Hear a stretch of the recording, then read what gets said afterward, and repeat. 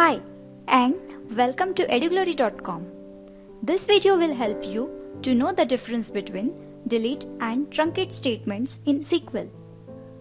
They perform the same kind of operation but are used in slightly different ways.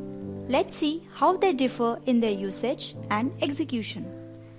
Delete is DML statement while truncate is DDL statement.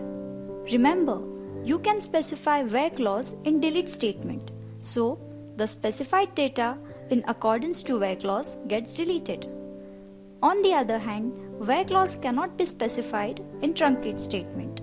Hence, all the records get eliminated from the table.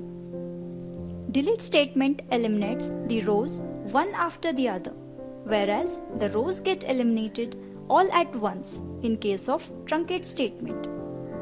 Due to this major difference, truncate statement is much faster in terms of execution as compared to that of delete statement.